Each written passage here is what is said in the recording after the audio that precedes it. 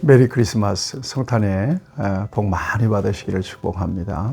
오늘 하나님께서 우리에게 주신 말씀은 누가복음 제1장 16절에서 28절까지는 말씀입니다. 복음이라고 하는 것은 기쁜 소식이죠. 기쁜 소식으로 말하면 세상에 기쁜 소식들도 꽤 많지 않습니까?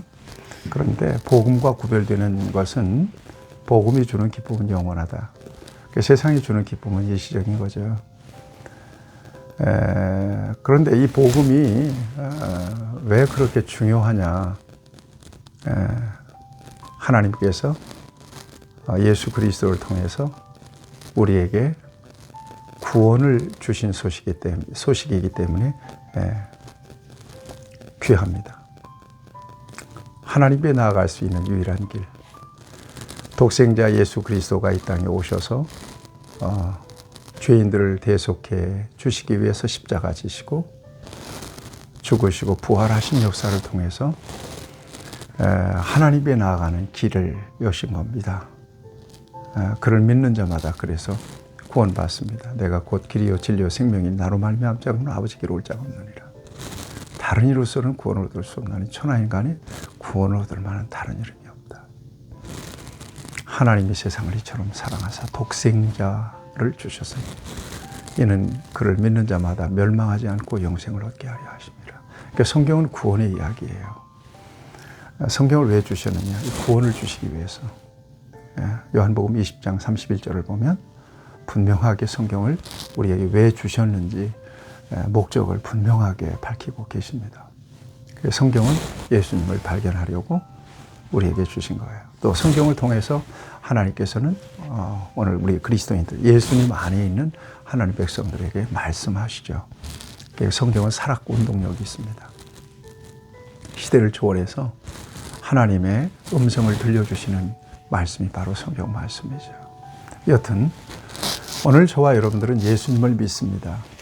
예수님만 믿는 겁니다. 예수님 안에서 하나님과의 관계가 회복되고 그 안에서 하나님의 돌보심을 받고 영생이 이르도록 하나님의 인도하심을 받습니다. 하나님의 보호하심을 받죠.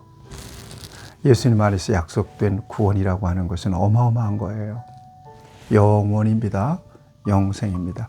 세상 그 어떤 것과도 바꿀 수가 없는 절대적 가치예요. 그래서 목숨보다 중요하게 여기고 복음을 위해서 믿음을 위해서 순교합니다. 저와 여러분들도 마찬가지. 주 예수보다 귀한 것은 없습니다. 이 믿음 가지고 여러분 승리하셔야 됩니다.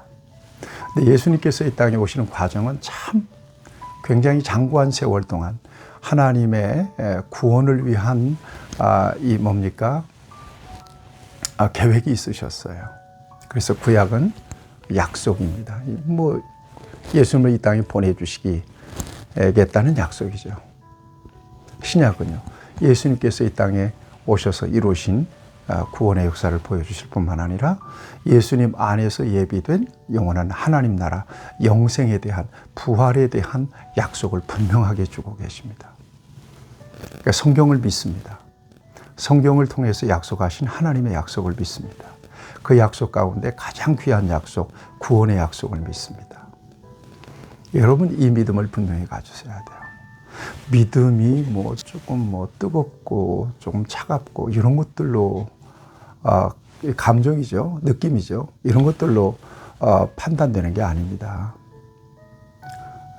믿음의 근거는 말씀입니다. 성령의 내적 확신이고요. 예수님 안에 거하세요. 예수님을 잘 믿으려고 하셔야 돼요.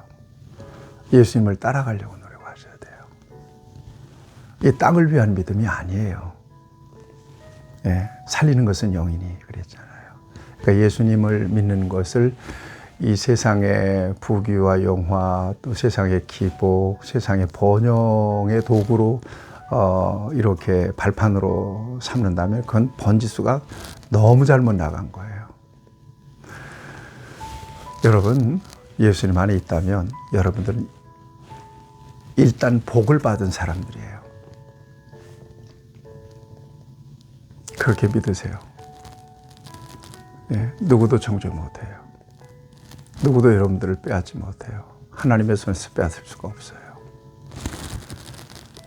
여러분들이 믿음이 깊든 얕든 예수님이 믿어졌다면 여러분들은 특별한 하나님의 작품들이에요. 하나님 그렇게 바라보세요. 이런 자존감을 가지고 사세요. 예수가 그만큼 중요하다는 얘기입니다. 자, 그런데 하나님께서 예수님이 이 땅에 보내셔서 이 같은 구원의 역사를 이루는 데 있어서 장구한 하나님의 설계가 있으셨어요. 계획이 있으셨어요. 창세기부터 시작해서. 그리고 마침내 이 땅에 예수님이 오세요. 유대 땅 베들레헴에 몸을 입고 오세요. 동정녀 마리아의 몸에 태어나시죠. 누구의 후손으로? 다윗의 후손으로, 왕통을 지닌 후손으로 이 세상에 태어나십니다. 네, 오늘 그 과정을 분명하게 보여주고 계십니다. 그러니까 예수님이 신화적 존재가 아니에요. 역사적 존재예요. 그야말로 히스토리컬 하신 예수님이시라는 얘기예요. 이순신 장군 세종대왕이 있었잖아요. 역사적 인물이잖아요. 예수님도 마찬가지예요. 만들어낸 인물이 아니라는 얘기예요. 그래서 예수님의 족보가 있고요. 예수님의 부모가 있고요. 예수님의 3년 동안의 공생애가 있고요. 예수님의 죽을 때, 부활할 때 그 모든 증인들이 다 있단 말이에요. 예. 예수님 왜 오셨냐? 분명히 밝히세요. 마가복음 10장 45절, 요한복음 10장 10절에서 내가 온 것은 생명을 얻게 하고 더 풍성히 얻게 하려는 것이다. 인자가 온 것은 섬김을 받으려 하는 것이 아니라 도리어 섬기려 하고 자기 목숨을 많은 사람의 대속물로 주려 함이라. 이게 예수님이 오신 유일한 목적이에요. 예수님 병도 고치시고 그 다음에 마음도 치료하시고 여러 가지 죽은 자를 살리시고 기적도 행하셨어요. 그 모든 역사의 목적은 하나님 나라에 있었다는 거. 하나님 나라. 하나님의 통치가 이루어지는 것. 이게 천국이죠. 이게 예수님 안에서 유일하게 오직 예수님 안에서만 주어지는 축복입니다. 그래서 그렇게 신앙이 중요하고요. 복음이 중요한 거예요. 오늘 본문 말씀 보세요. 요셉에게 가브리엘이 나타나서 약혼한 처녀, 결혼 안 한 거예요. 약혼한 처녀에게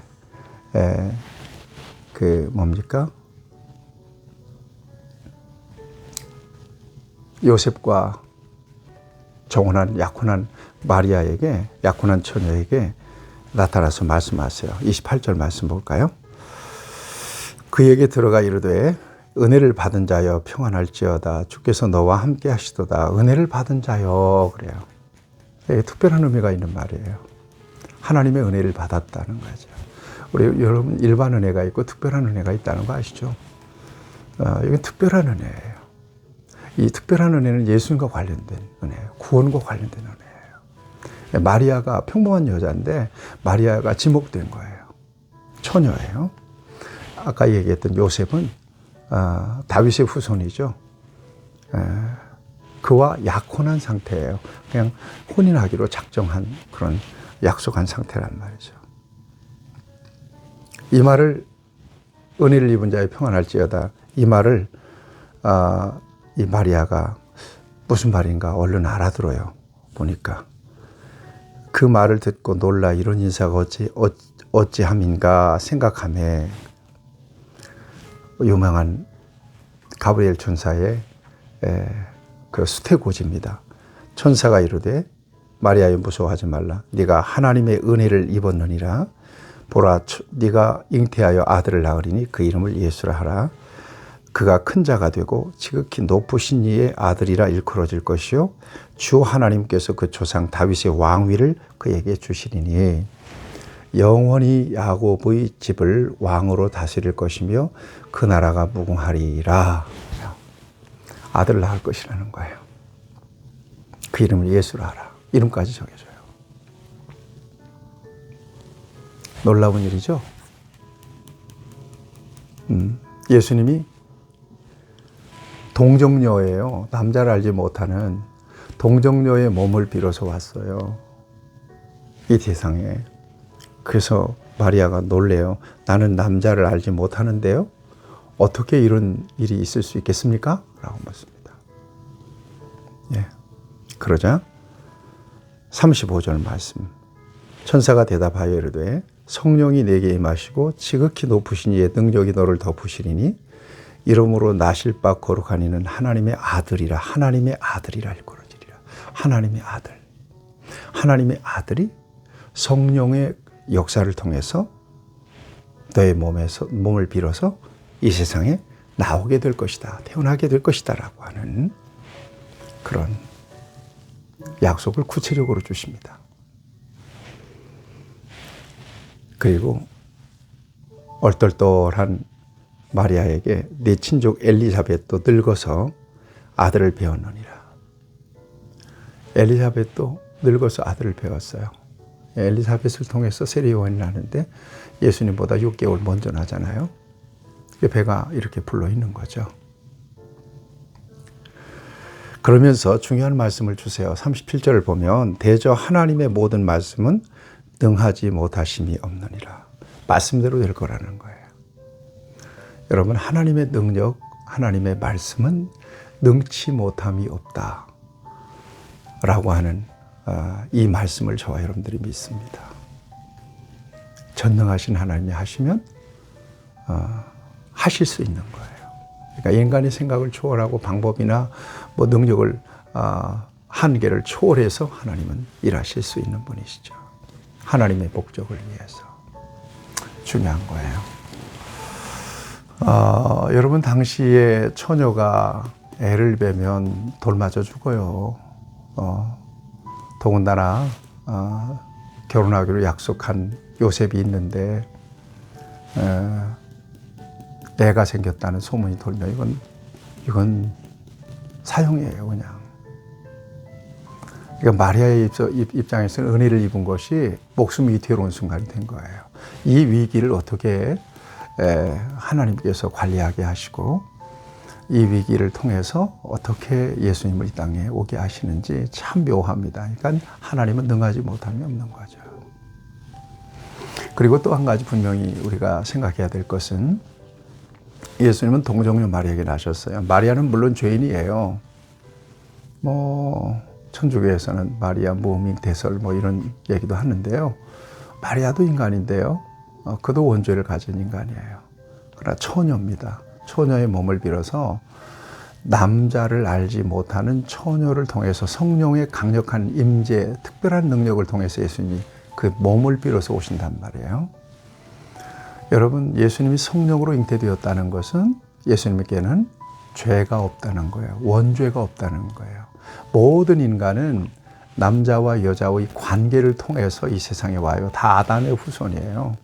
근데 예수님은 아담의 후손이 아니에요. 성령으로 잉태되신 분이세요. 그래서 히브리서 4장 15절에 보면 예수님은 죄가 없으시니라 그래요. 죄 없으셔야 이 땅에 오셔서 죄인들을 대속하실 수 있는 거죠. 그러니까 이 세상에 예수님은 대속하시기 위해서 이 땅에 오신 거예요. 죄물 되기 위해서. 이제 성탄절을 내일 모레 맞이하게 될 때에 저와 여러분들이 특별한 하나님의 은혜를 받았으면 좋겠어요.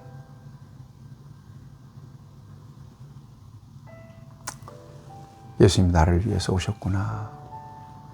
개인의 구조예요. 여러분, 뭉뚱그려가지고 우리 해가지고 묻어가려고 하지 마세요.